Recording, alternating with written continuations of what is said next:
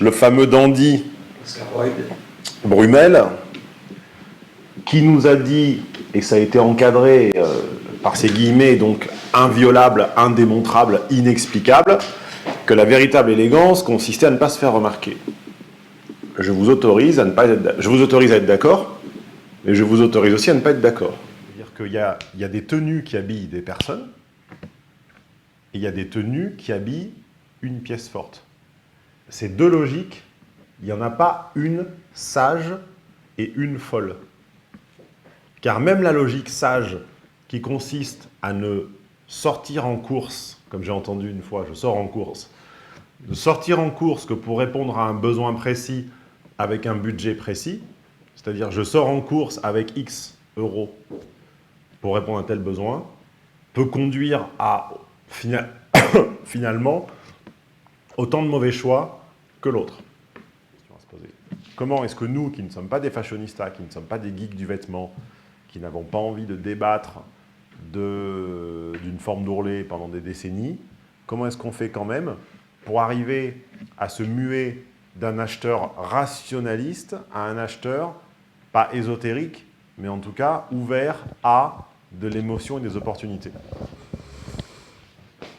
Il y a des geeks qui existent pour ça, et ces geeks-là, ils ont sans doute des sites.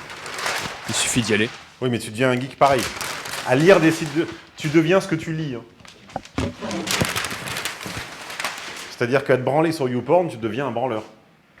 À lire des sites de geeks, tu deviens un geek. Et aller sur le site de Spike. Tu deviens... non, je sais pas. Tu deviens meilleur. Et ben, il va falloir faire de la veille, il va falloir y passer du temps, il va falloir s'y intéresser sans s'y passionner.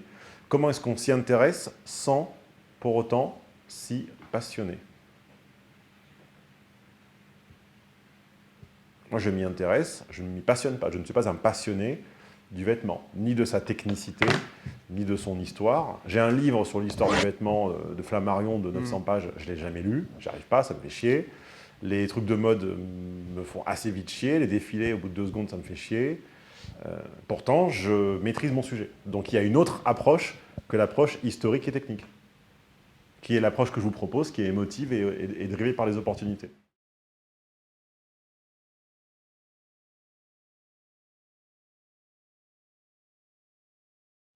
Quel est l'unique énorme avantage de la chaussure sur tout le reste? Philippe Risoli, hop là.